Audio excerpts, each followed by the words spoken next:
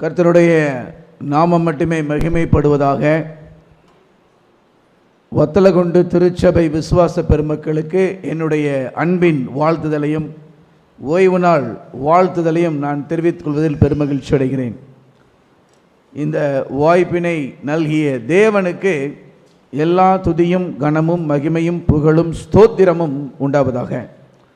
Brother Norris அவர்களுக்கும் என்னுடைய வாழ்த்துதலையும் நன்றியை நான் தெரிவித்துக் கொள்கிறேன். பாஸ்டர் ராபர்ட் அவர்களுக்கும் என்னுடைய நன்றியை வாழ்த்துதலை நான் தெரிவித்துக் கொள்கிறேன். சபை மூப்பர்கள், விசுவாசிகள் உங்கள் அனைவருக்கும் என்னுடைய ஓய்வு நாள் வாழ்த்துதலை நான் தெரிவித்துக் கொள்கிறேன். எத்தனை பேர் கொரோனா சமயத்தில் ரொம்ப மகிழ்ச்சியாக இருந்தீங்க? ஸ்கூல் லீவு இல்லையா? School leave. மற்றபடி என்னென்னா வீட்டுக்குள்ளேயே அப்படி அடைஞ்சு கிடக்கிறது இல்லையா? ஆமாம். சரி, உண்மையிலே எத்தனை பேர், நீங்கள் சும்மா கை தூக்குனீங்க, உண்மையிலே எத்தனை பேர் மகிழ்ச்சியாக இருந்தீங்க? திரும்பவும் கொரோனா மாதிரி ஒரு சமயம் வந்தால் எப்படி இருக்கும் யோசிச்சு பாருங்க. சரி, நம்ம கொரோனா சமயத்தில் ஆலயத்தை நம்ம எப்படி மிஸ் பண்ணோம்? அது ஏதாவது ஒரு பாதிப்பு இருந்துச்சா? ஆலயத்தை நம்ம எப்படி மிஸ் பண்ணோம் அப்படின்ற மாதிரி பாதிப்பு இருந்ததா? ஒரு வீடியோ பார்த்தேன். அந்த வீடியோவில் என்ன அப்படின்னு சொன்னால், கொரோனா சமயத்தில் நடந்த ஒரு சம்பவங்களை அங்கே சொல்லிகிட்டு இருந்தாங்க. ஒரு அம்மா என்ன பண்ணுறாங்கன்னா, அங்கே ஆலயத்துக்கு போகல, யாருமே ஆலயம் திறக்கவே இல்லை அப்படின்னு சொல்லும்போது இவங்க என்ன பண்ணுறாங்க அப்படின்னா, நல்ல சமையல் நல்லா ஓடிக்கிட்டுருக்கு, நல்லா கறி மீன் ஓடிக்கிட்டுருக்கு. அப்புறம் என்ன சொல்கிறாங்க அப்படின்னா, பிரசங்கம் அங்கே பாஸ்டர் பண்ணிக்கிட்டு இருக்கிறார். அப்போ இவங்க பிரசங்கம் முடிஞ்சதுக்கப்புறம் பாஸ்டருக்கு ஃபோன் போடுறாங்க. ஃபோன் போட்டு, பாஸ்டர் உங்களுடைய செர்மன், உங்களுடைய மெசேஜ் அக்னியாக இருந்துச்சு பாஸ்டர். ஆனால் இவங்க முன்னாடி இருந்தது, அக்னி முன்னாடி தான் இருந்தாங்க இவங்களும். சரியா? ஸ்டவ் முன்னாடி உட்காந்து மீன் பொரிச்சுக்கிட்டு, அதாவது அங்கே என்னென்னா ஒரு கான்சன்ட்ரேஷன் இல்லை இல்லையா? ஒரு பயபக்தி இல்லை. அப்போ அப்படின்னு சொல்லும் பொழுது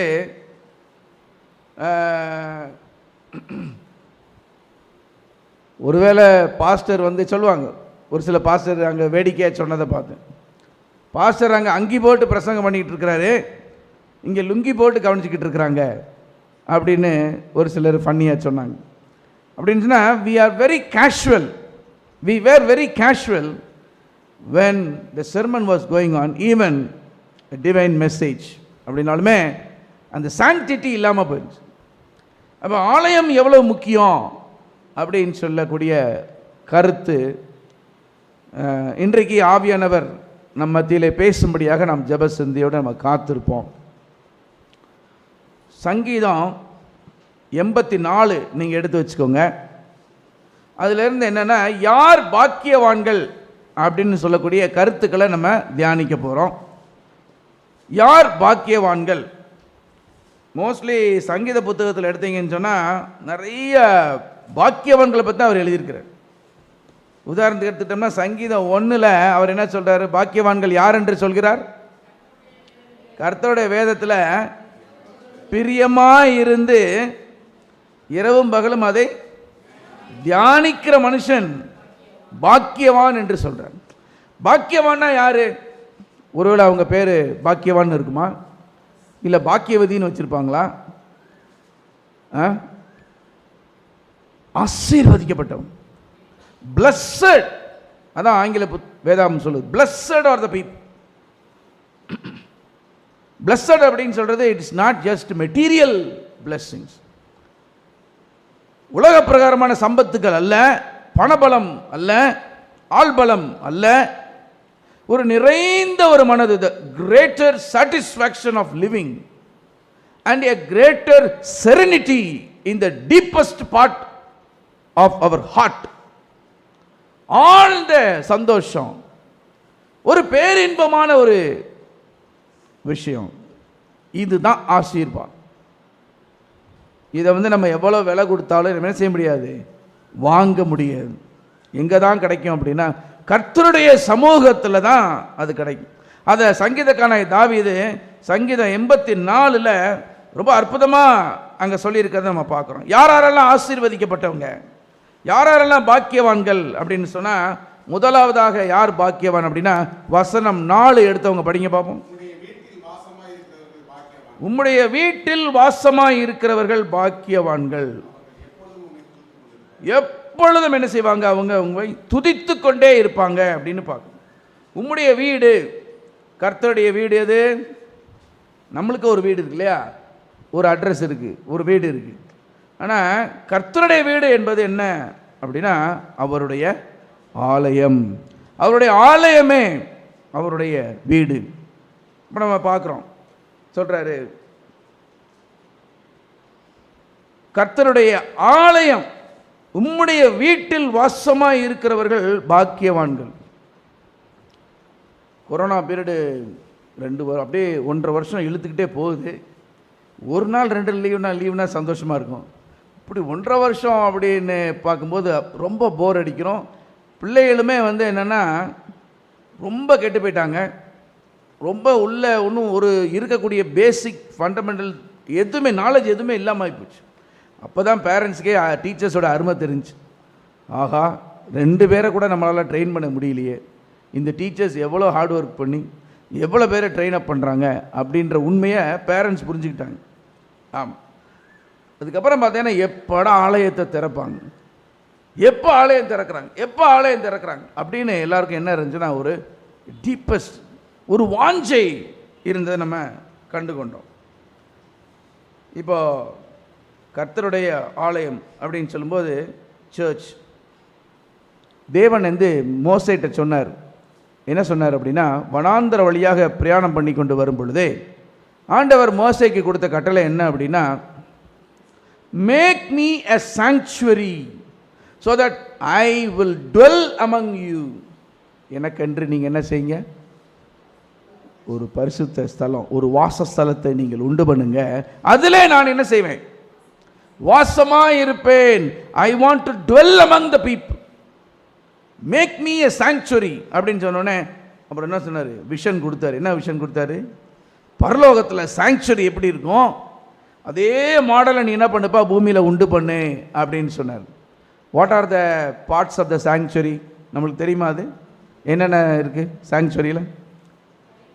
கோர்ட்யார்ட், அப்புறம் ஹோலி பிளேஸ், அப்புறம் மோஸ்ட் ஹோலி பிளேஸ். இதுதான் முக்கியமான பகுதிகள்.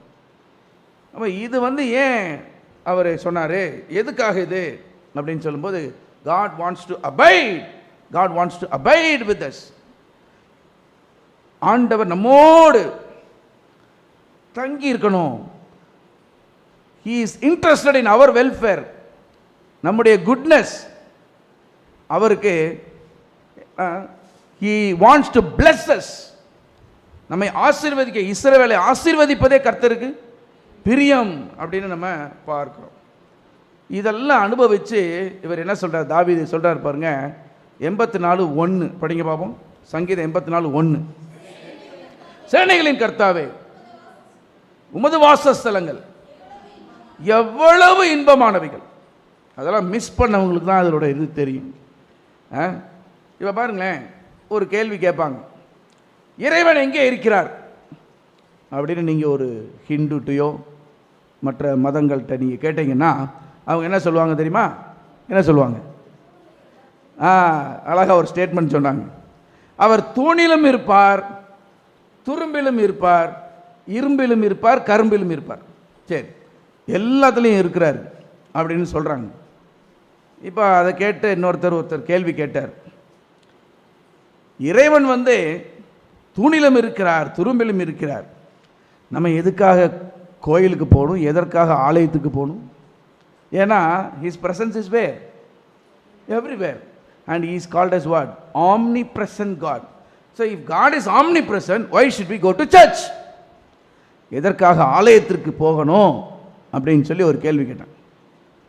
அப்போ அந்த போதகர் வந்து என்ன பதில் சொன்னார் அப்படின்னு சொன்னால், அந்த தம்பியை கூப்பிட்டு பேசினார். தம்பி, ஒரு மாடு பார்த்துருக்கியா? பார்த்துருக்கேன். மாட்டோடைய உடம்புல என்ன ஃப்ளோ ஆகுது? ஃபுல்லாக என்ன ஃப்ளோ ஆகுது சொல்லுங்கள் பாப்போம். What is flowing inside the body of blood? Very good, fine. இந்த blood வந்து ஃப்ளோ ஆகுது. ஆனால் only in one place this blood is converted into what? Milk. And only in that part, if you milk, then the milk will come. சரியா? ஒரே ஒரு இடத்துல மட்டும்தான் அது நீ பால் கறந்தேனா பால் வரும். மாட்டுடைய மூக்கை பிடிச்சு கறந்தா பால் வருமா? Because blood is everywhere. இல்லை மாட்டோடைய வாழை பிடிச்சு கறந்தா பால் வருமா? அப்போ எங்கே தான் கறக்கணும்? மாட்டினுடைய மடியை பிடித்தால் மட்டுமே என்ன வரும்? பால் வரும். அது மாதிரி என்னென்னா கர்த்தருடைய பிரசன்னம் எல்லா இடத்துலையும் பரவி இருக்குது. பட் என்ன அப்படின்னா ஆலய பிரகாரங்களில் போகும் பொழுது அவருடைய அருளானது அங்கே கிருபையாக பொழியறதை நம்ம பார்க்குறோம். we will get. அதனால தான் நம்ம ஆலய பிரகாரங்களில் அந்த ஒரு இன்பமான நிகழ்ச்சியை தாவீது அனுபவித்து அது சொல்கிறார். என்ன சொல்கிறாரு? சேனைகளின் கர்த்தாவே உமது வாசஸ்தலங்கள் எவ்வளவு இன்பமானவைகள். அது இன்பமானவைகள்னா it is not just the decorations, nice flowers, okay, nice arrangement of chairs, அப்படி இப்படின்னு இல்லை. அதெல்லாம் இருந்தாலும் கூட it also adds up to the beauty. But at the same time ஆலயத்தில் என்ன ஒரு மகிழ்ச்சி இருக்கிறது அப்படின்னு சொன்னால் the fellowship of the people, the love of our brethren, the association of the people. பாருங்க, எல்லா டெக்கரேஷன் இருந்துட்டு எனக்கு அவரை பிடிக்காது, அவர் உட்கார்ந்துருக்க ரோலை நான் உட்கார மாட்டேன், அவர் வந்தார்னா நான் இங்கிட்டு திரும்பிக்கிடுவேன் அப்படின்னு ஏதாவது உணர்வுகள் இருந்தால் நம்ம ஆலய பிரகாரங்களில் தாவீது மாதிரி சொல்ல முடியுமா? ஆண்டவரே உமது வாசஸ்தலங்கள் எவ்வளவு இன்பமானவைகள் சொல்ல முடியுமா? என்னாகும்? சார் ஆலயத்துக்கு வர்றதே எனக்கு ரொம்ப வெறுப்பாக இருக்கு, எப்படிப்பட்டவங்களாம் வர்றாங்க பாருங்க ஆலயத்துக்கு அப்படின்னு சொல்லிட்டு நம்ம சொல்லுவோம் இல்லையா? ஆகையினால இந்த அசோசியேட் அதை தாவீது எங்கே சொல்கிறார் அப்படின்னா சங்கீதம் 133 அழகாக சொல்கிறாரு. சங்கீதம் 133 முதல் வசனம் என்ன சொல்கிறது? இதோ சகோதரர் ஒருமித்து வாசம் பண்ணுவது எத்தனை இன்பமும் வேற என்ன இருக்கு அதுல? நன்மையுமானது. How good and how pleasant for the brethren to dwell together in the church in unity. அதுதான் அவர் அற்புதமாக அந்த ஃபெலோஷிப்பை தான் அருமையாக சொல்கிறார். அடுத்து பார்த்தீங்க அப்படின்னு சொன்னால் 2வது வசனம் படிங்க. 84:2 சங்கீதம் 84:2.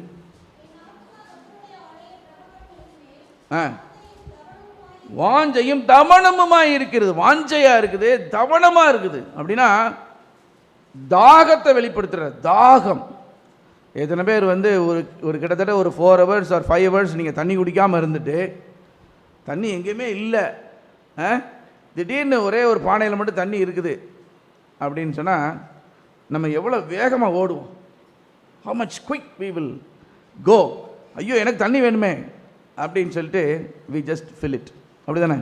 எஸ், தாகமாக தாகமாக. நம்ம பார்த்தோம் அப்படின்னு சொன்னால் பைபிளில் வந்து ஒவ்வொரு எக்ஸ்ப்ளனேஷனுக்குமே ஒரு ஆப்ஜெக்ட் வச்சுருப்பார் ஆண்டவர். ஏன்னா நம்ம ஆண்டவர் எப்படிப்பட்ட ஆண்டவர் தெரியுமா? He is a master teacher. Master teacher வந்து மோட்டிவேஷன் ஆப்ஜெக்ட்ஸ் இல்லாமல் ஒரு விஷயத்தை சொல்ல மாட்டார், டீச்சிங் எய்ட்ஸ் இல்லாமல் போவே மாட்டார் டீச் பண்ணுறது. அப்போ தாகமாக இருக்குது அப்படின்னா எப்படி ஆண்டவரே அதை நான் எப்படி புரிஞ்சுக்கிறது அப்படின்னா அவர் சொல்கிறார். சங்கீதத்தில் இன்னொரு சங்கீதம் இருக்கிறது, அதில் அற்புதமாக ஒன்று சொல்கிறாங்க. அது ஆப்ஜெக்ட் பாருங்கள். 42வது சங்கீதத்தில் முதல் வசனத்தை படிங்க பார்ப்போம். மானானது நீரோடைகளை வாஞ்சித்து கதறுவது போல தேவனே என் ஆத்துமா உம்மை வாஞ்சித்து கதறுகிறது. Have you ever done like that? அவ்வளவு தவனமாக இருக்குதா உங்களுடைய? இல்லை என்று சொன்னால், ஆலயத்துக்கு வர்றேன், ஏதோ கடமைக்காக வர்றேன், ஏதோ பழக்கத்துக்காக வர்றேன். இல்லை, நான் ஆலயத்துக்கு ஒருவேளை வரலன்னு சொன்னால் பிரின்சிபால் கோச்சிக்கிடுவார், இல்லை கூட்டம் குறைஞ்சி போயிடும் அப்படின்ற மாதிரி இருக்குது. அப்படியாக இருக்கிறோமா? இல்லை.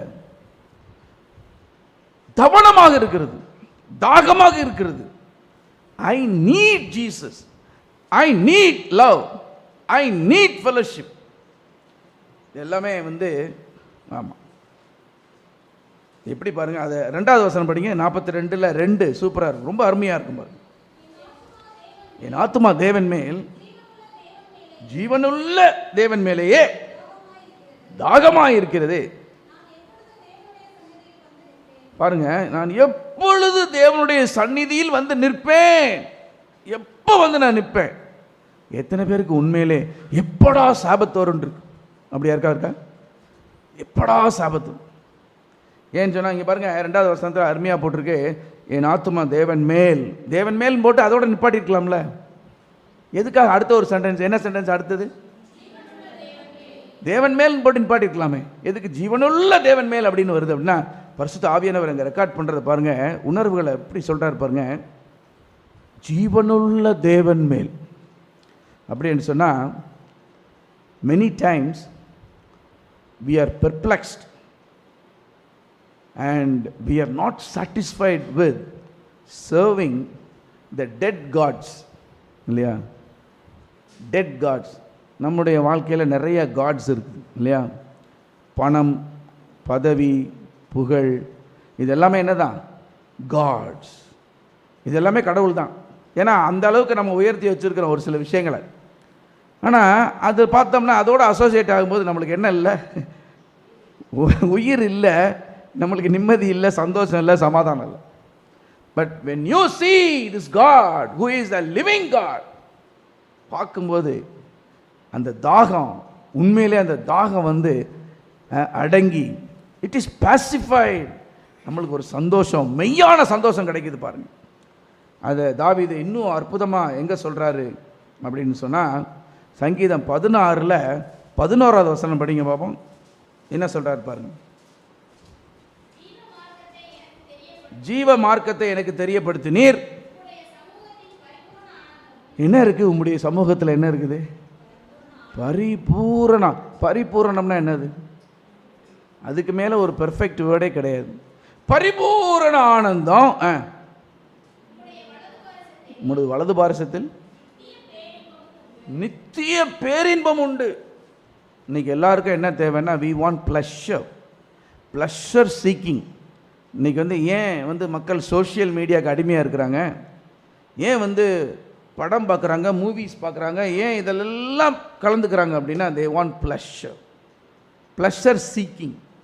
ஆனால் அந்த ப்ளஷர் சீக்கிங் இருக்குது பாருங்கள், அதை உண்மையிலே சாட்டிஸ்ஃபை பண்ணக்கூடிய, அந்த நீடை உண்மையிலே சாட்டிஸ்ஃபை பண்ணக்கூடிய ஒரு பவர், ஒரு வல்லமை யாரிடம் மட்டுமே உண்டு? தேவனா, உயிருள்ள தேவனிடத்தில் மட்டுமே உண்டு. அதான் அற்புதமாக டைட்டில் எலன் ஒயிட் கொடுத்துருக்குறாங்க. என்ன அப்படின்னா, த டிசையர் ஆஃப் ஏஜஸ். அதனுடைய தமிழாக்கம் என்னது? யுகங்களின் வாஞ்சை. அண்ணா, யுகம் நெடுகிலும் ஜென்ரேஷன் ஜென்ரேஷன் ஜென்ரேஷனாக மக்களிடத்தில் இருக்கக்கூடிய அந்த வேக்கும், அந்த வெறுமையை ஃபில் பண்ணக்கூடியது only one person call Jesus Christ. Yes. அப்போ அப்படின்ட்டு சொன்னால் எவ்வளவு தாகமாக இருக்குது அப்படின்னு, அந்த தாகத்தை தணிக்கக்கூடிய வல்லமை உம்மிடத்தில் மட்டுமே இருக்குது அப்படின்னு சங்கீதக்காரன் சொல்கிறத பார்க்கணும்.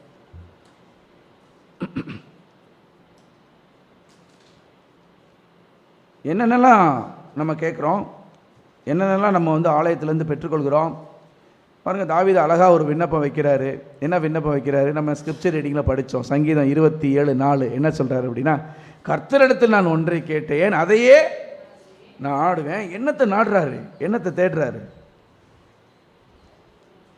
சங்கீதம் 27:4 படிங்க பார்ப்போம்.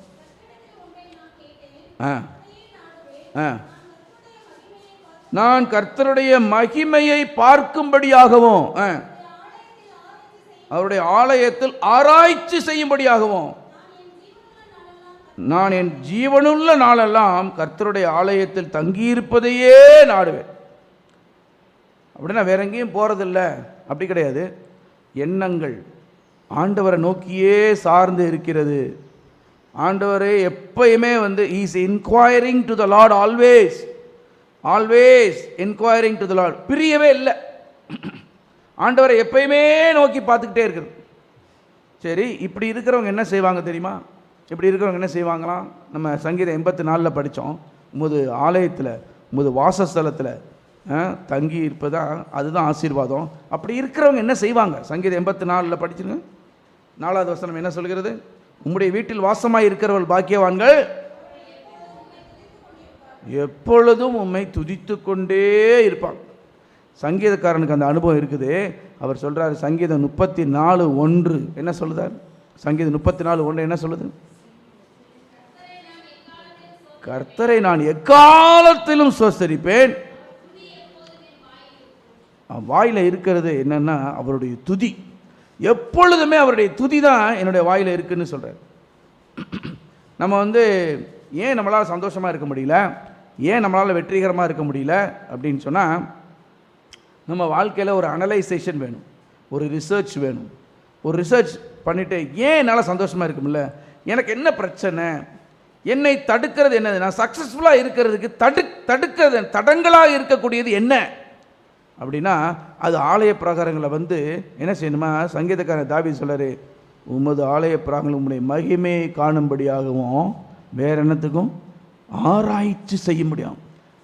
ஆராய்ச்சி செய்யும்படியாக பாருங்க, எல்லாம் அறிந்தவர் நீர், உமக்கு மறைவாக எதுவுமே இல்லை அப்படின்னு சொல்லும்போது, சங்கீதக்காரனாய் தாவீது என்ன சொல்றாரு அப்படின்னா, ஆண்டவரே நான் உட்கார்ந்தாலும் உமக்கு தெரியுது, நான் நின்னாலும் உமக்கு தெரியுது, எல்லாமே உமக்கு தெரியுது. ஆண்டவரே நீங்கள் என்ன செய்யுங்க அப்படின்னா, என்னுடைய இருதயத்தை நீங்கள் ஆராய்ந்து பாருங்கள். சங்கீதம் 139 கடைசி வசனம் என்ன சொல்லுது அப்படின்னா, வாசிங்க. சங்கீதம் 139 கடைசி வசனம், வேதனை உண்டாக்கும் வழி என்னிடத்தில் உண்டோ என்று பார்த்து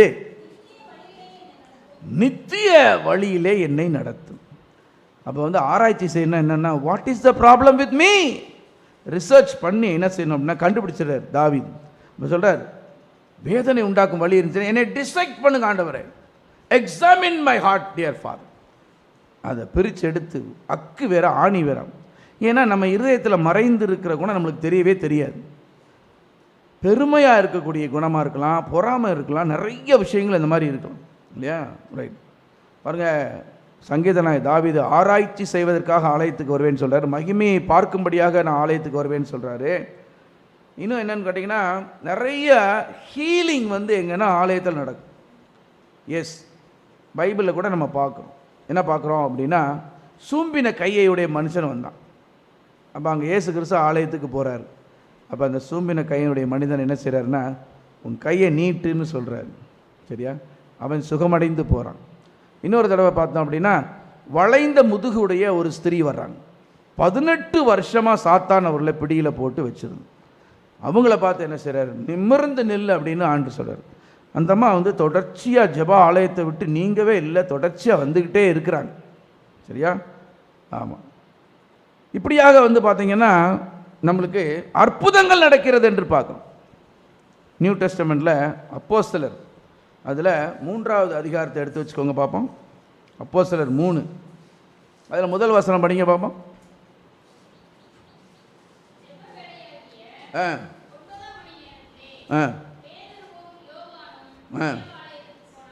சரி, பேதுருவும் யோவானும் தேவாலயத்துக்கு போனாங்க. அங்கே என்ன நடந்துச்சு? தாயின் வயிற்றிலிருந்தே சப்பானியாய் பிறந்த ஒரு மனுஷன், அவனுக்கு என்ன அவனா நடக்க தெரியாது, சுமந்து கொண்டு வந்தார்கள். பிச்சை கேட்கும்படி நாடோறும்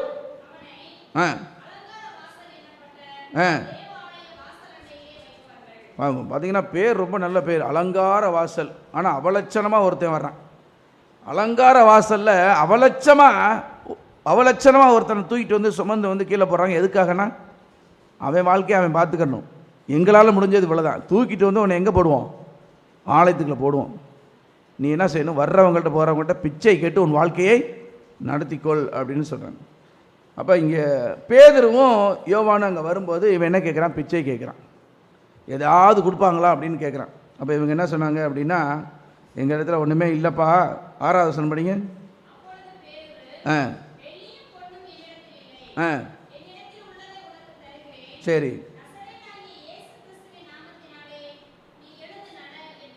என்கிட்ட இருக்கிறது ஒன்றே ஒன்று தான்ப்பா. அது என்னது? இயேசு கிறிஸ்துவின் நாமம். அந்த நாமத்தினால நீ என்ன செய்ய? எழுந்து என்ன செய்ய? நட அப்படின்னா what a wonderful healing is that. 7வது வசனம் படிங்க. வலது கையினால் அவன் என்ன செஞ்சாங்க? பிடித்து தூக்கி விட்டாங்க. உடனே என்னாச்சு? அவனுடைய கால்களும் கரடுகளும் பலன் கொண்டது. அவன் எப்படி ஆனான் தெரியுமா? 8வது வசனம் படிங்க. குதித்து எழுந்து நின்று நடந்தான். நடந்து குதித்து தேவனை துதித்து கொண்டு. பாருங்க, இதெல்லாம் பார்த்து என்ன ஆச்சு அப்படின்னா 10வது வசனத்தில் பார்க்குறாங்க. அலங்கார வாசலில் பிச்சை கேட்டு உட்கார்ந்துருந்தானே இவன் அப்படின்னு அறிஞ்சு அவனுக்கு சம்பவித்ததை குறித்து என்ன செஞ்சாங்களாம் ஜனங்கள்?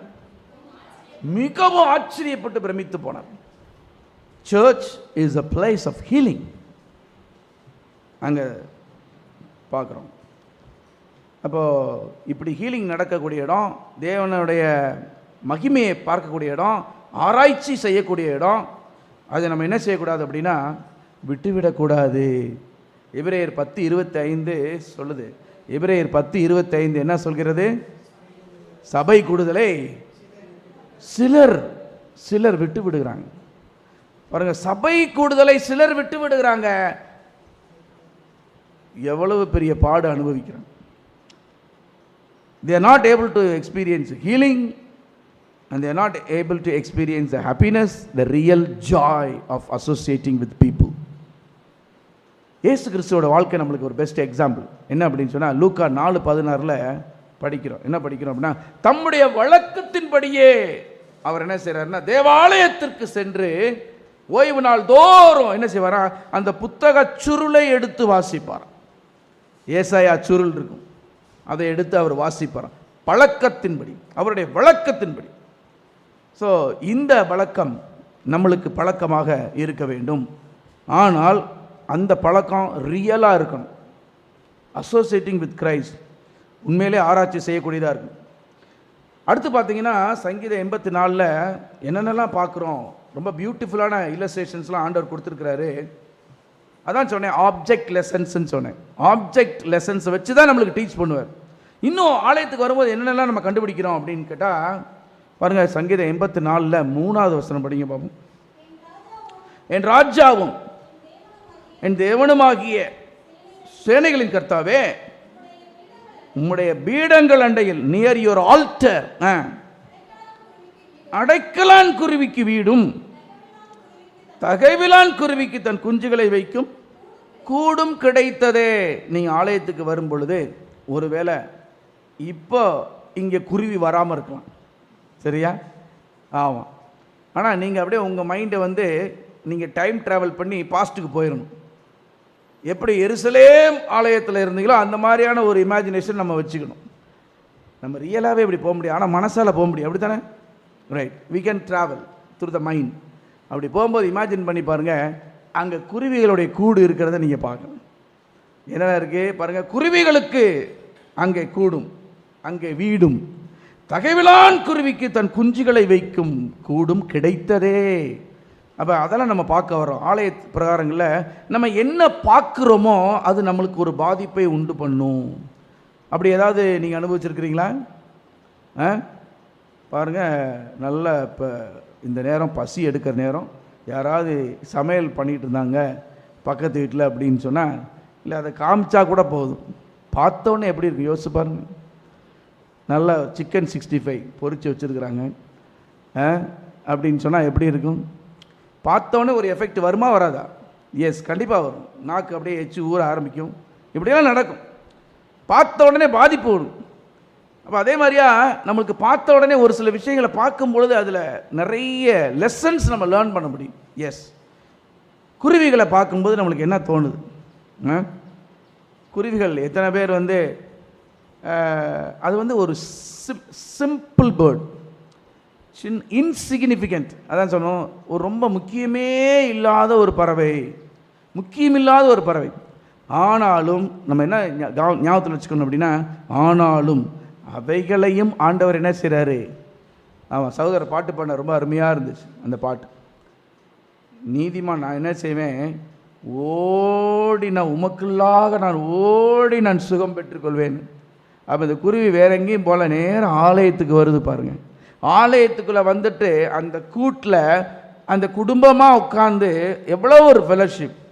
அந்த ஃபெலோஷிப்பை பார்க்கும்போது, ஐயோ என் குடும்பம் இப்படி இருக்கே, நான் என்ன செய்வேன், அப்போ நான் என்ன செய்யணும் அப்படின்னு ஆண்டவர் உங்களுக்கு டீச் பண்ணுவார். Simple lessons but beautiful lessons குருவிகளிடத்திலிருந்து நம்ம கற்றுக்கொள்ளக்கூடிய. அது நம்பி வந்திருக்கு பாருங்க, ஆலயத்துக்கு நம்பி வந்திருக்கு பாருங்க. Trust in the Lord always. யாருமே என்னை முக்கியப்படுத்தல ஆண்டவரே, குருவிகளோட பேச்சை நான் சொல்கிறேன், யாருமே என்னை முக்கியப்படுத்தலை, ஆனால் நீங்கள் என்னை முக்கியப்படுத்திருக்கீங்க, எனக்கு தேவன் எனக்கு உயர்ந்த அடைக்கலமாக இருக்கிறீங்க அப்படின்னு சொல்கிறதப்பா. சங்கீதம் 46:1 என்ன சொல்கிறது? தேவன் நமக்கு உயர்ந்த அடைக்கலம். யாக்கோபின் தேவன் நமக்கு உயர்ந்த அடைக்கலம். God is our timely help அப்படின்ற தேவன் நமக்கு அடைக்கலமும் பலனும் ஆபத்தில் அனுகூலமான துணையுமானவர் என்று நம்ம பார்க்கணும். அது மட்டும் கிடையாது, சங்கீதம் 91:1 என்ன சொல்லுது பாருங்க? உன்னதமானவரின் மறைவிலும் சர்வ வல்லவருடைய நிழலிலும் ஆமாம் தங்குவான் அப்படின்னு சொல்லி அங்கே படிக்கிறோம். அப்போ என்னென்ன லெசன் படிக்கிறோம்? Safety and security is in the Lord. சர்ச்சுக்கு வரும்போது நம்ம பார்க்குறோம், ஆண்டவருடைய செட்டைகளின் கீழாக என்ன இருக்கிறதுனா பாதுகாப்பு இருக்கிறது. அது மட்டும் இல்லை, நீதியின் சூரியனாகிய அவர், மல்கியால படிக்கிறோம், நீதியின் சூரியனாகிய அவர் இடத்துல என்ன இருக்குது? அவருடைய செட்டைகளுக்குள்ள என்ன இருக்கிறது? ஆரோக்கியம் இருக்கிறது என்று நம்ம பார்க்கணும். மல்கியா 4வது அதிகாரத்தில் இது சொல்லப்படுகிறது. நீதியின் சூரியன் நீர், உம்முடைய செட்டைகளுக்குள்ளாக என்ன இருக்கிறது? ஆரோக்கியம் இருக்குது. எத்தனை பேருக்கு ஆரோக்கியம் வேணும்? எத்தனை பேருக்கு ஆரோக்கியம் வேணும்? How many of you want health? யா, அப்படின்னா சகோதரர் பாடினார்ல, நீதிமான் என்ன செய்யணும்னா ஓடி வரணுமா? நடந்து அசால்ட்டாக கிடையாது, ஓடி வரணும், ஓடி வரணும். என்ன தாகம் இருக்குது? I want you, I need you Jesus, I want rest. இந்த உலகம் எனக்கு கொடுக்கவே இல்லை, ஆனால் நீங்கள் எனக்கு கொடுக்குறீங்க. அப்படி ஓடி வரணும் சுகம் கிடைக்கிறதுக்கு. Yes, simplicity, life of simplicity we learn from the sparrows. அது மட்டும் இல்லை, இன்னொன்று என்ன கற்றுக்குறோம் அப்படின்னு சொன்னால், இப்போ நம்ம பார்க்குறோம், இப்போ நம்ம எக்ஸ்கர்ஷன் போகிறோன்னு வச்சுக்கோங்களேன். இப்போ சர்ச்சிலேருந்து எக்ஸ்கர்ஷன் கூட்டிகிட்டு போய் பிரதர் நோரிஸ் என்ன பண்ணுறாரு அப்படின்னா, சரி எல்லாரும் பார்த்துக்கோங்க, அந்த பாருங்கள் அந்த கிளையில் 2 குருவி இருக்குது, அது மட்டும் பார்த்துக்கோங்க அப்படின்னு மட்டும் கூட்டிகிட்டு வந்தால் எப்படி இருக்கும்? யோசிச்சு பாருங்க. இந்த குருவியை பார்க்கத்தான் நீங்கள் இவ்வளோ தூரம் கூப்பிட்டு வந்தீங்களா அப்படின்னா, குருவி ஒரு இன்சிக்னிஃபிகன்ட், அற்பமான ஒரு பறவை. எஸ், சரி, பைபிளில் இது எப்படி சொல்லப்படுகிறது? எவ்வளவு அற்பமான ஒரு பறவைன்னு சொல்லப்படுகிறது. அதனுடைய விலை என்ன? அதனுடைய விலை என்ன? அதனுடைய விலை என்ன? குருவியோட விலை என்ன? இப்போல்லாம் லவ் பேர்ட்ஸ்ன்னு சொல்லி வித்தியாசமாக இருக்குது. அதெல்லாம் வாங்கினீங்கன்னா காஸ்ட்லியாக தான் இருக்கும். ஒரு காசுக்கு 2 குருவி, ஒரு காசுக்கு 2 குருவி. சரி, 2 காசுக்கு 4 குருவி தானே கணக்கு. ஆனால் அங்கே என்ன போட்டிருக்குன்னா 5 குருவி. 2 காசுக்கு 5 குருவி அப்படின்னா என்ன அர்த்தம் தான்? நம்ம சொல்லுவோம்ல, கொசுருன்னு சொல்லுவோம்ல, கொசுரு அப்படின்னா என்ன? இலவசம் தான், பிடிச்சிக்க போ அப்படின்னா அற்பமான ஒன்று. ஆனால் அந்த அடைக்கலான் குருவி கூட அவருடைய நாலேஜ் இல்லாமல் என்ன செய்ய முடியாது? கீழே விழாது. அடைக்கலான் குருவி கீழே விழாது, அவருடைய நாலேஜ் இல்லாமல் கீழே விழாது. அப்படின்னு சொன்னால் ஆண்டவர் சொல்கிறார், என்ன தெரியுமா சொல்கிறாரு? அந்த அநேக அடைக்கலான் குருவிகளை காட்டிலும் நீங்கள் விசேஷித்தவர்கள் அல்லவா. நீங்கள் இந்த குருவியை பார்க்கும்போது உங்களுக்கு என்ன வரும்னா, ஆண்டவரே என்னை எவ்வளவு அற்புதமாக நீங்கள் வச்சிருக்கீங்க, அநேக அடைக்கலான் குருவிகளை காட்டிலும் நீர் என்னை விசேஷமாக நீர் வைத்திருக்கிறீர் ஆண்டவரே அப்படின்னு உண்மை நம்மளுக்கு புரியணும். எஸ், அது மட்டும் இல்லாமல் வேற என்ன படிக்கிறோம் அப்படின்னா, ஒற்றுமையை படிக்கணும். எப்படி ஒற்றுமை, குடும்பம் எவ்வளோ ஒற்றுமையாக இருக்கு. அது மட்டும் இல்லாமல் நம்பிக்கை அந்த குருவிட்டு நம்ம எப்படி நம்பிக்கை என்ற பாடத்தை படிக்கலாம் சொல்லுங்க பாப்போம். வேதாமம் சொல்கிறது, பறவைகளை நீங்கள் என்ன செய்யுங்க, கவனித்து பாருங்க, கவனித்து பாருங்க. அவைகள் என்ன செய்வதில்லை, விதைப்பதும் இல்லை, அறுப்பதும் இல்லை, களஞ்சியத்தில் சேர்க்கிறதும் இல்லை, ஆனாலும் இவைகளையெல்லாம் பரமபிதா பிழை போட்டுகிறார், போஷிக்கிறார்.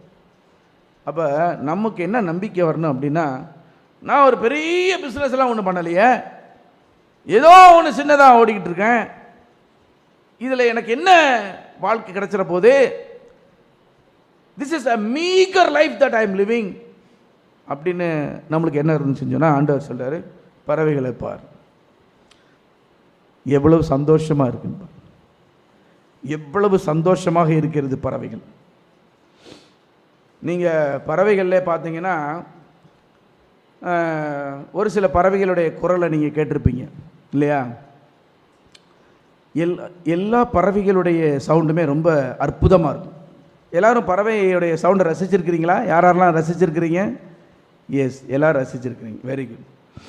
இந்த வாத்தோடைய சவுண்டை நீங்கள் கேட்டிருக்கீங்களா? வாத்தோடைய சவுண்டு என்ன சொல்லும்? பேக் பேக் பேக் பேக் பேக் பேக் பேக் போகும், பேக் பேக் பேக் பேக் பேக் பேக் பேக் அப்படின்னே போயிட்டே இருக்கும். சரியா? அது நீங்கள் கேட்டீங்கன்னு சொன்னால் ரொம்ப அற்புதமாக இருக்கும். அதாவது அது எப்படி இருக்கும் அப்படின்னா, ஒரு கவிஞர் ஒருத்தர் சொல்கிறார், எல்லா பறவைகளுடைய சவுண்டும் ரொம்ப ரம்மியமாக இருக்கும், அற்புதமாக இருக்கும். ஆனால் இந்த வாத்தோடைய இது பார்த்தீங்கன்னா பேக் பேக் பேக் பேக் பேக் பேக்னு சொல்லுது.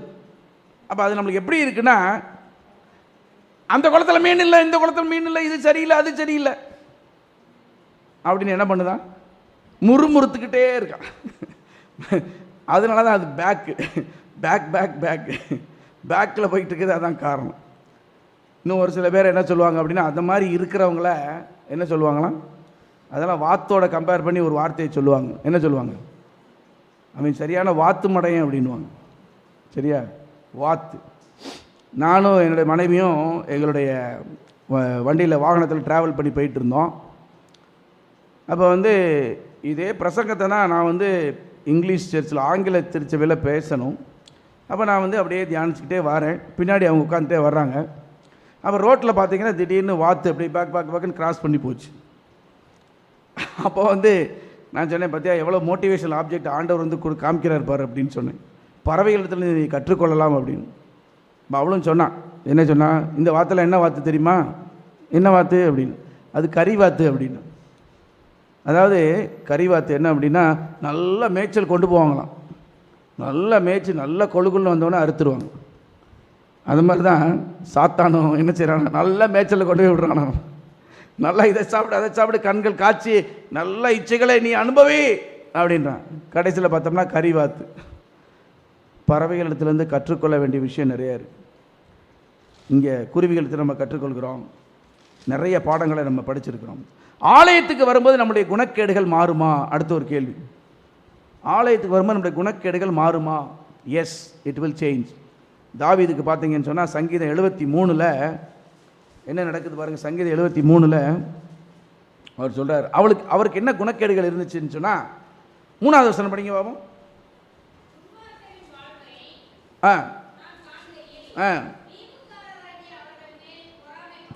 பாருங்க, தாவீது எப்படிப்பட்ட டைட்டில் வச்சிருந்தார் தெரியுமா? தாவீதோட டைட்டில் என்னது? Very good, wonderful. தேவனுடைய இருதயத்துக்கு ஏற்றவன் என்று. ஆனால் அப்படி இருதயத்துக்கு ஏற்றவன் எப்படி என்ன? வீம்புக்காரராகிய அவங்க மேலே என்ன செஞ்சேன்? பொறாமை வந்துச்சு அப்படின்றான். மனிதனுடைய வாழ்க்கை எப்பயுமே அப்படி தான் இருக்கும். என்னென்ன அப்படின்னா, கம்பேரிசன் தான்.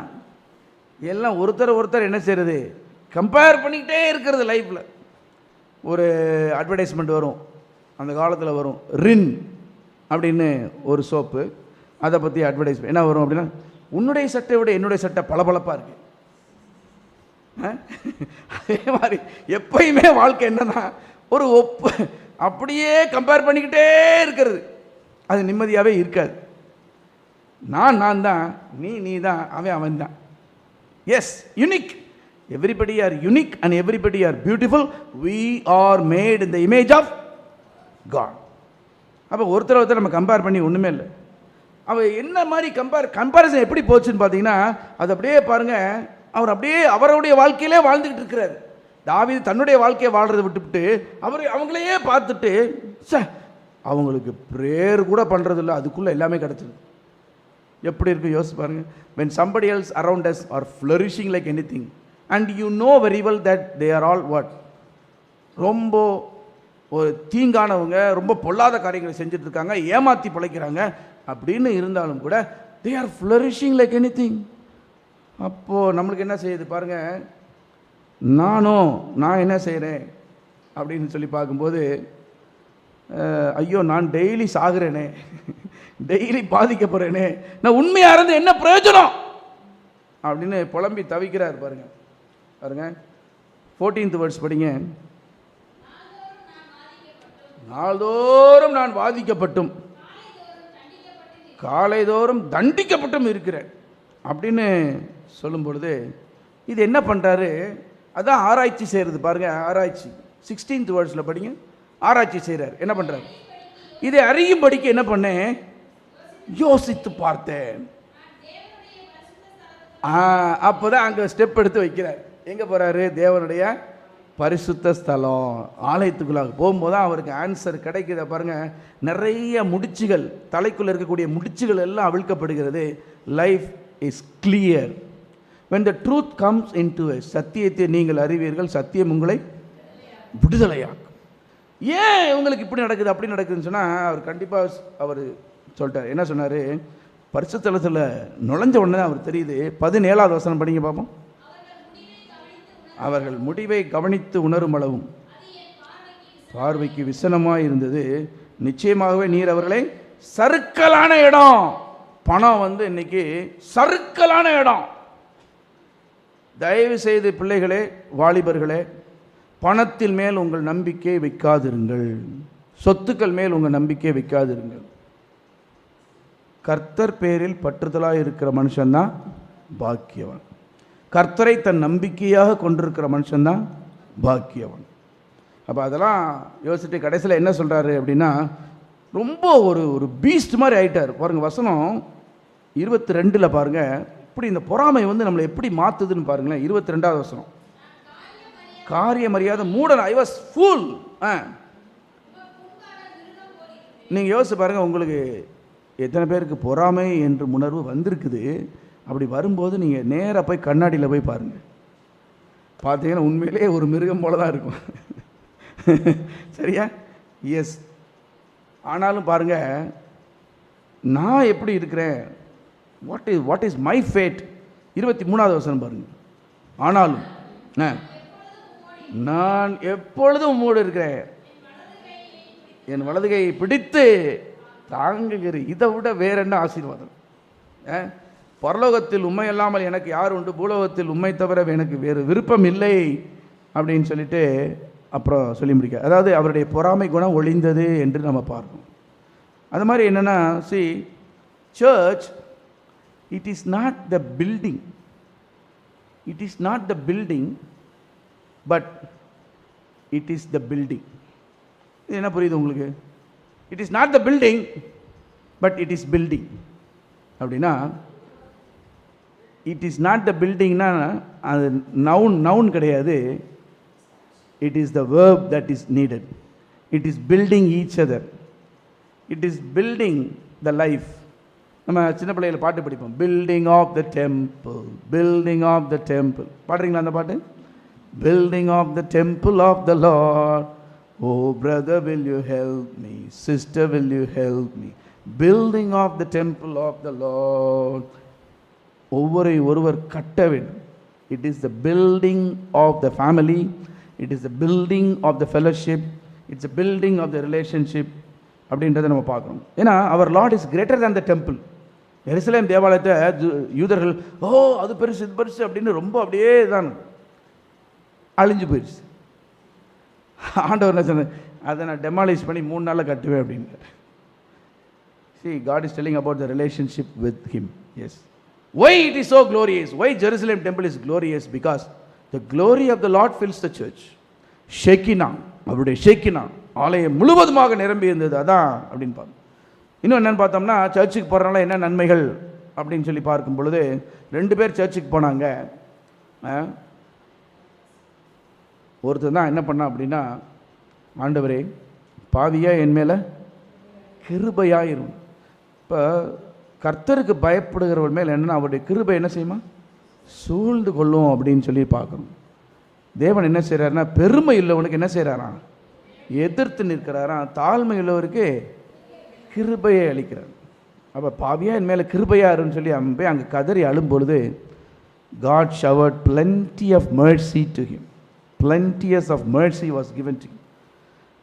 அவனே போட்டிருக்கு லூக்கா 18 வசனம் 13-14 படிங்க பார்ப்போம். லூக்கா 18 13-14.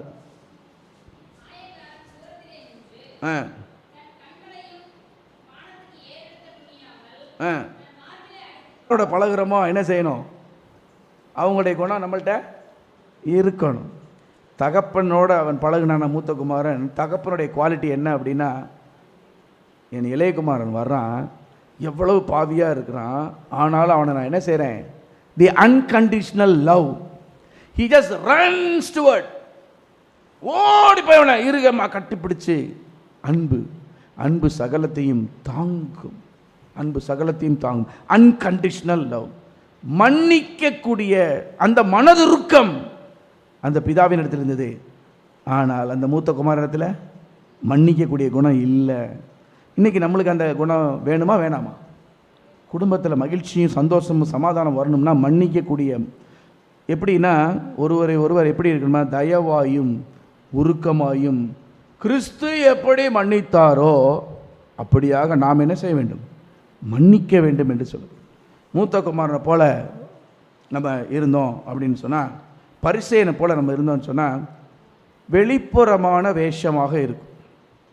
ஆனால் வெளிப்புறமாக வேஷத்திலே வாழ்ந்து கொண்டிருந்தோம் என்று சொன்னால் கண்டிப்பாக நம்ம ராஜ்யத்தில் பங்கு கிடையாது. அதனால் என்ன அப்படின்னு சொன்னால், உண்மையான ஒரு ரிலேஷன்ஷிப்பில் வரக்கூடியதாக இருக்கணும். ஆலயத்துக்கு வரும்பொழுது இந்த ஃபெலோஷிப், சிம்பிளிசிட்டி, செக்யூரிட்டி, இது எல்லா காரியங்களையும் நம்ம கற்றுக்கொள்கிறோம் என்று நம்ம பார்க்கணும். அது மாதிரி கம்பாரிசனாக தாவீது சொல்கிறத நம்ம பார்க்குறோம். என்ன சொல்கிறார், சங்கீதம் 84 என்ன படிக்கிறோம் அப்படின்னா 10வது வசனத்தை படிங்க பார்ப்போம்.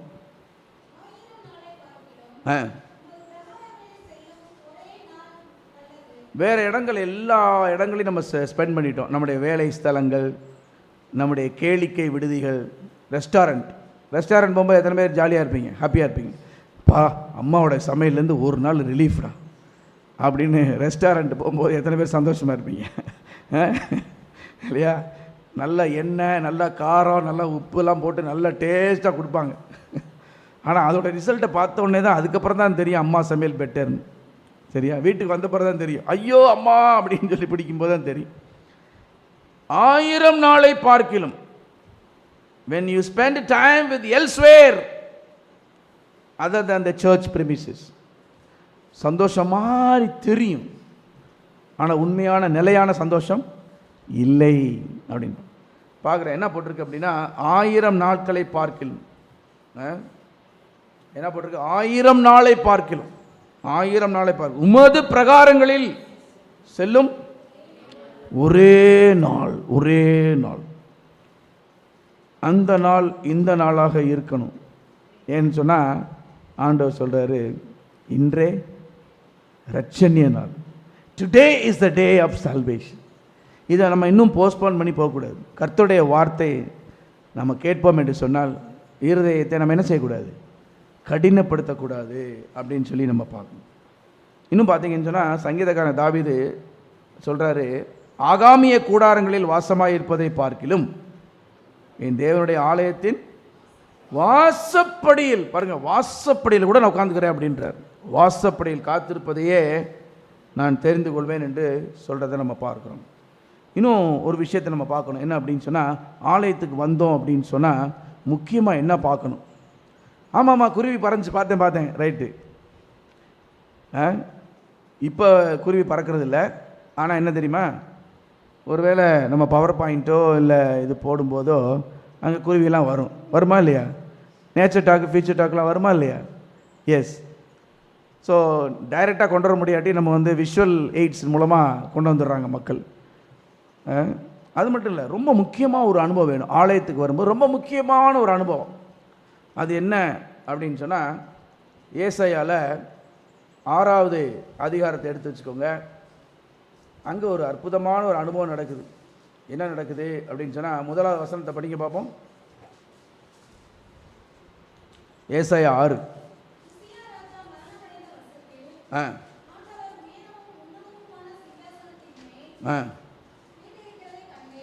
வீட்டிருக்கிறதை கண்டேன். I saw the Lord sitting in the throne. தேவாலயம் நிறைந்திருந்தது அப்படின்னு சொல்லி நம்ம பார்க்கிறோம். அப்போ என்ன அப்படின்னு சொன்னால்,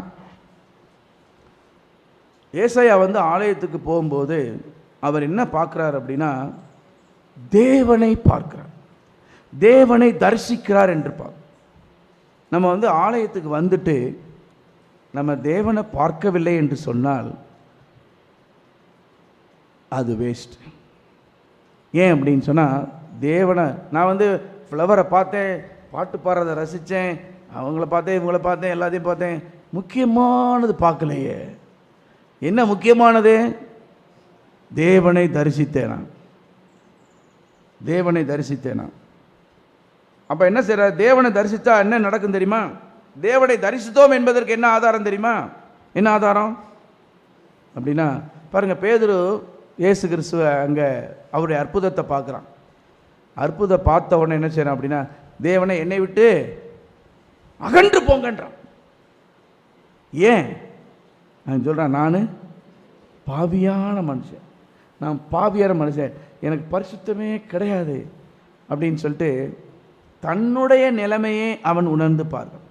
எப்போ வந்து நம்ம வந்து நம்முடைய நிலைமையை நம்ம உணர்ந்து பார்க்குறோமோ, எப்போ நம்ம மற்றவர்களை ஒப்பிட்டு பார்க்குறத விட்டுவிட்டு நம்ம உள்ள ஆராய்ஞ்சு பார்த்து நம்மள்கிட்ட உள்ள இருக்கக்கூடிய ஃபில்த்தினஸ், இந்த கசடுகளை எல்லாம் பார்க்கும் பொழுது, தேவனோடு நம்ம ஒப்பிட்டு அப்படி பார்க்கும் பொழுது ஆண்டவரே என்ன சொல்றாரு பாருங்க. ஏசாயா 6ல் 6வது வசனம் படிங்க பார்ப்போம்.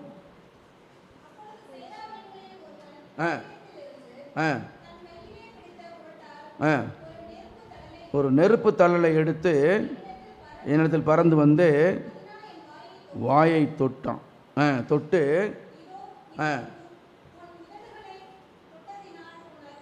ஏன் அப்படின்னு சொன்னால், இவன் பார்க்குறாரு, ஆலயம் வந்து தேவனுடைய மகிமையினால் நிறைஞ்சிருக்குது. இவர் தேவனை கண்டார்.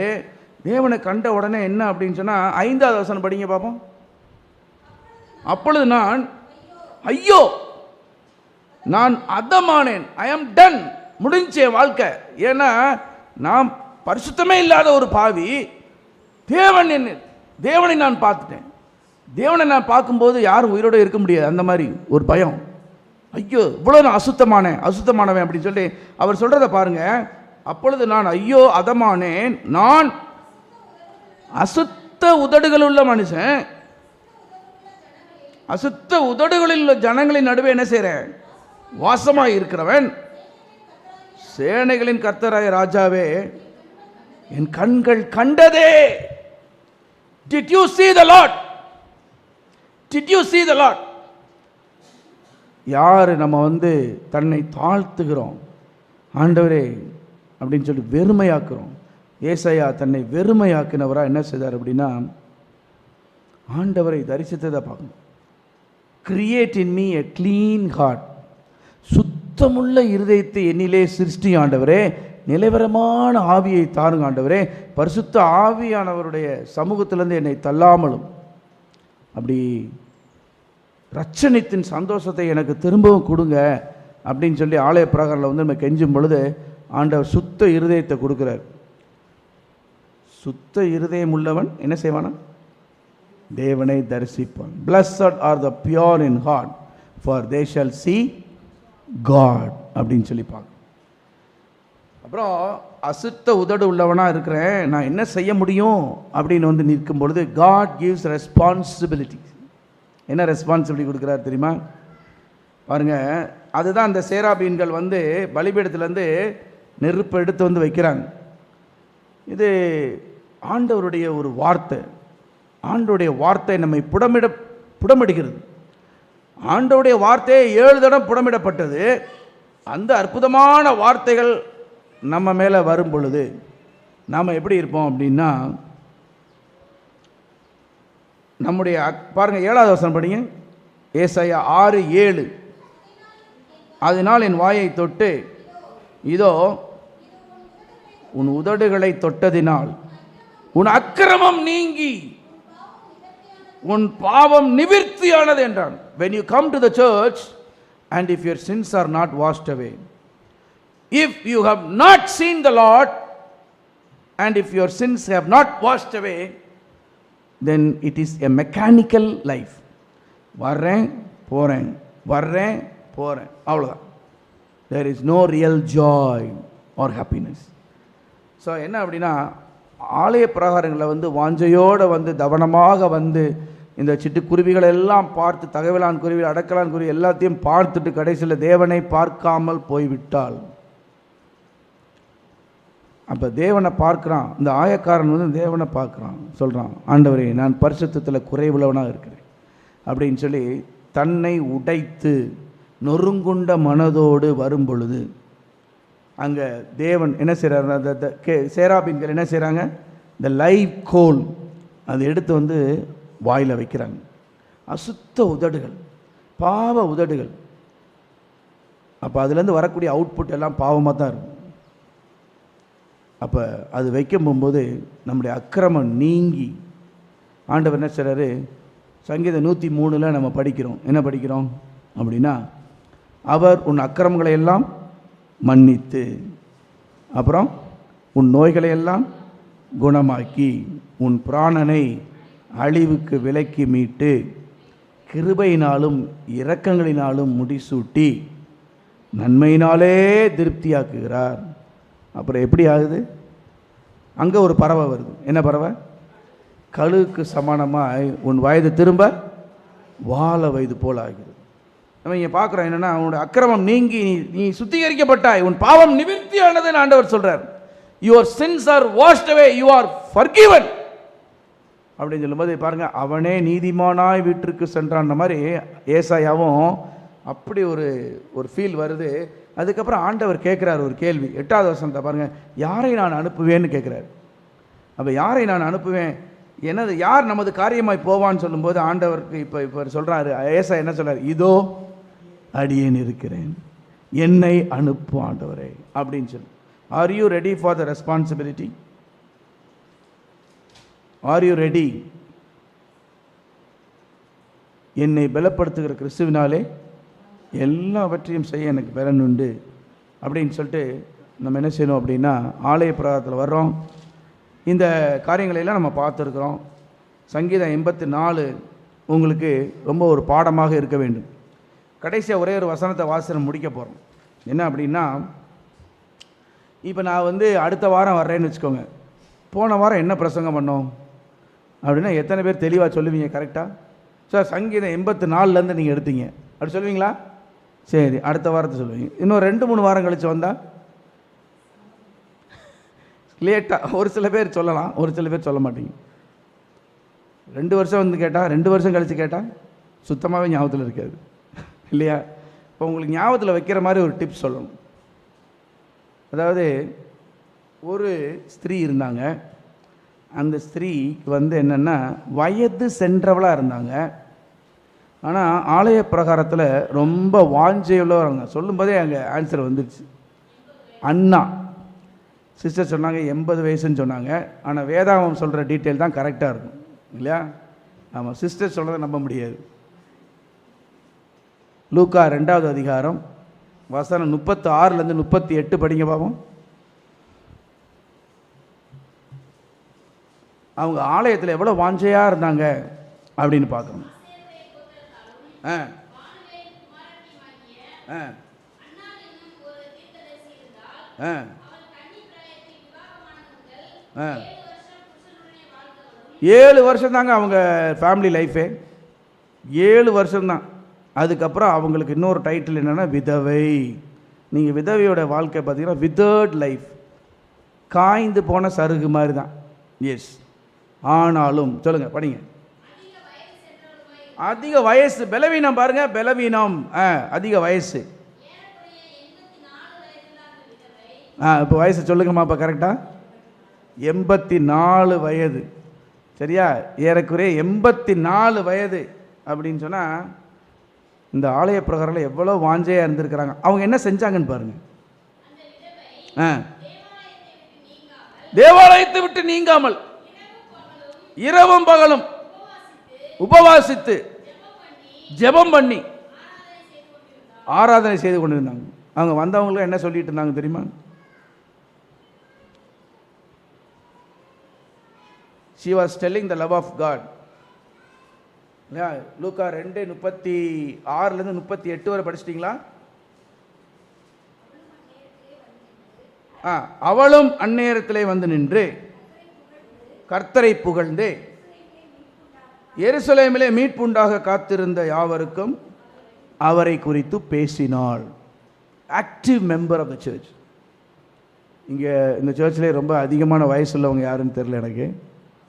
அம்மா இருக்கிறாங்க. சரி, அண்ணா என்ற ஸ்திரீ வந்து நம்மளுக்கு இன்றைக்கி ஒரு மிகப்பெரிய ஒரு பாடமாக இருக்கிறாங்க. இந்த சங்கீதம் 84 அப்படின்னா 84 தான் நம்ம மெசேஜ் எடுத்துருக்கோன்னு ஞாபகத்தில் வச்சுக்கிறதுக்காக தான் இந்த அண்ணாள் வந்து 84 வயதுடைய அண்ணா அப்படின்னு சொல்லிட்டு அவங்கள ஒரு மெமரி, ஒரு ஆப்ஜெக்டாக நான் வச்சுருக்கேன். ஆண்டவர் இதை எனக்கு வெளிப்படுத்தினார். சரி, ஓகே, இதெல்லாம் எப்பயுமே நான் வந்து ஒரு ஆப்ஜெக்ட் மோட்டிவேஷன் இருக்கும், ஆப்ஜெக்ட் ஆஃப் மெமரி டிப் கண்டிப்பாக இருக்கும். ஏன்னா அது வந்து இட்ஸ் எ பெட்டர் லேர்னிங், ஞாபகத்தில் நல்லா வச்சுக்கிறதுக்கு அது தோதாது. அப்போ எப்படி கவனமாக தாவீது இருந்தார், எப்படி ஆலய பிரகாரமாக அவர் டைம் ஸ்பெண்ட் பண்ணி அவருடைய வாழ்க்கையில் மிகவும் சந்தோஷமாக இருந்தது அப்படின்னு சொல்லி பார்க்குறோம். மீண்டுமாக யார் பாக்கியவான்கள் அப்படின்னு ஒரு கேள்வி இருக்குது.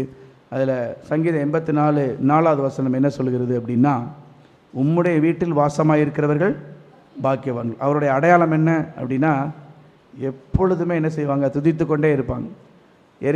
எக்ஸோடஸ் 17th சாப்டரில் என்ன செய்வாங்க, அங்கே மக்கள் தண்ணி இல்லாமல் தவிச்சாங்களாம். தவிக்கும்போது என்ன செஞ்சாங்களாம், இந்த வாத்து கதை சொன்னேன் பார்த்தீங்களா, அதே தான் நடந்துச்சாங்க. என்ன நடந்துச்சு, அங்கே தண்ணி இல்லை, தண்ணி இல்லை, தண்ணி இல்லை, எனக்கு இங்கே என்னை இங்கே கொண்டு டிஸ்ட்ராய் பண்ணுறதுக்கான நீங்கள் கூட்டு வந்தீங்க அப்படின்னு சொல்லிட்டு முறுமுறுத்தாங்க. சரியா, நம்முடைய வாழ்க்கை எப்படி இருக்கிறது? சங்கீதக்கான தாவீது 34:1 சொன்ன பிரகாரம், கர்த்தரை நான் எக்காலத்திலும் ஸ்தோத்தரிப்பேன், அவருடைய துதி இருக்கிறதா. ஆலய பிராங்கங்கள் நம்ம எப்படி வாஞ்சையாய் கவனமாக நம்ம இருக்கிறோம்.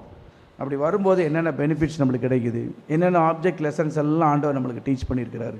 84வது சங்கீதத்தை தொடர்ந்து நீங்கள் தியானிங்க. ஆண்டவர் உங்களை ஆசீர்வதிப்பார். ஆமென்.